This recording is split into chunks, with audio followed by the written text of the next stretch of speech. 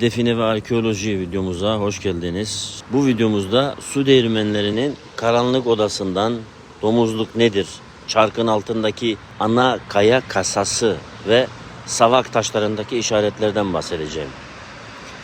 Ticaretin ve paranın merkezi diyelim. Değerli dostlar, definecilikte altın kural şudur: parayı arıyorsan paranın döndüğü yere bak. Eskiden banka şubesi yoktu.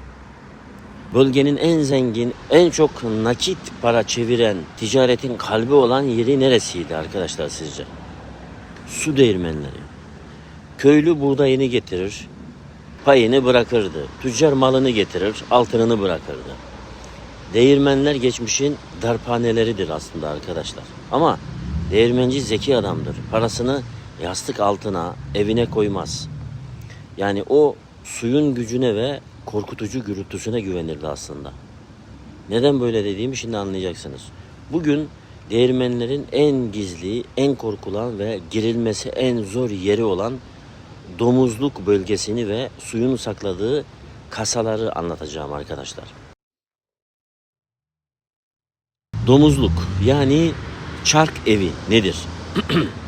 Yani korku tüneli. Değirmenin alt katına suyun çarkı döndürdüğü o karanlık, basık ve rutubetli odaya domuzluk denir arkadaşlar. Neden domuzluk? Çünkü burası alçaktır. Sürünerek girilir. İçerisi zifiri karanlıktır. Suyun sesi gök gürültüsü gibidir adeta. İnsanı ürkütür, korkutur, tiksindirir ondan. Kasa mantığı. Şimdi değirmenci en büyük servetini buraya saklar. Hırsız eve girer, ambara girer ama o gürül gürül akan o suyun içine, o dönen devasa çarkın altına girmeye cesaret edemez. Her zaman daha kolay yer arar çünkü. Ana kaya. Değirmenler sarsıntıdan yıkılmasın diye arkadaşlar mutlaka sağlam bir ana kaya üzerine kurulur. Her şey böyledir zaten. İşte kasa çarkın milinin yani direğinin oturduğu o ana kayaya oyulmuştur. Suyun akışı kesilmeden veya yönü değiştirilmeden orayı göremezsiniz arkadaşlar. Savak yani ark başı ve anaver arkadaşlar yani su jeti. Kısaca suyu takip edin, parayı bulun. Suyu değirmene getiren o kanala ark veya savak denir arkadaşlar. Şelale noktası.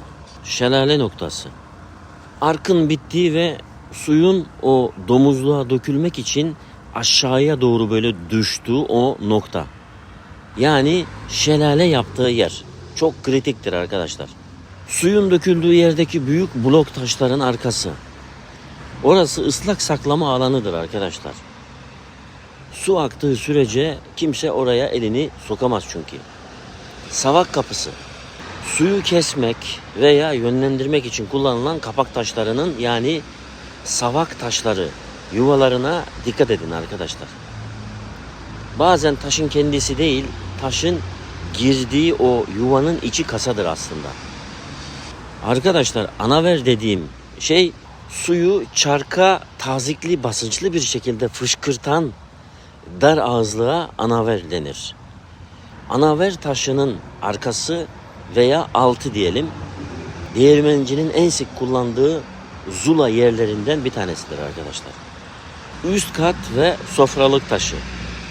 Şimdi değirmenin içinde unun öğütüldüğü üst katta da sırlar vardır arkadaşlar, gizemler vardır. Değirmen taşı. O devasa yuvarlak taşın kendisinde bir şey olmaz arkadaşlar. Çok ağırdır. Ama taşın oturduğu platformun yani sekinin altına bakılmalıdır.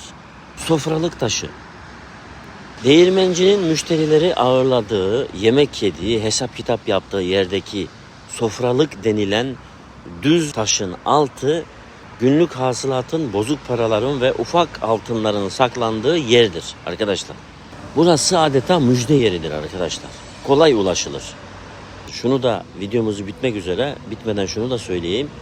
Elimden geldiğince sizlere destek olmaya çalışıyorum. Yolda olsun, işte olsun, evde olsun, fırsat buldukça, zaman buldukça. Sonuçta ben de sizler gibi bir insanım arkadaşlar. Hepimizin derdi, sıkıntısı, ihtiyacı bir şeyi vardır yani. Çünkü ben mesela şu anda Avrupa'dayım. Gurbetteyim arkadaşlar. Emin olun ben buraya gezmeye gelmedim.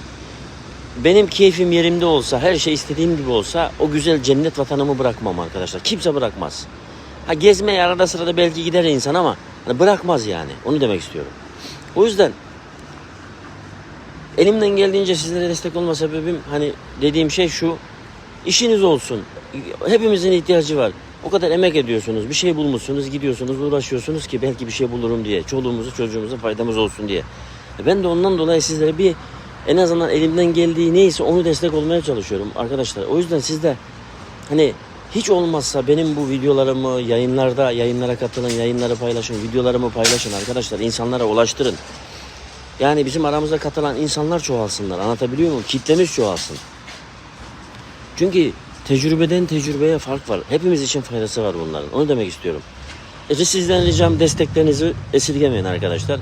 Beğenilerden olsun, yorumlardan olsun, paylaşımlardan olsun arkadaşlar. Yayınlara katılımlarınızdan olsun. Kanala katılımlarınızdan olsun. Katıl butonundan katılımlarınızdan olsun arkadaşlar. Yani bu bir destektir. İleride inşallah durumumuz her yönden daha da iyi olur ve bu size de bize de hepimiz için iyi olur, yansır hepimize. Sizden ricam budur. Evet arkadaşlar, bu define ve arkeoloji videomuzun da sonuna geldik. Bir dahaki videomuzda görüşmek üzere diyorum. Hoşça kalın, şansınız açık olsun.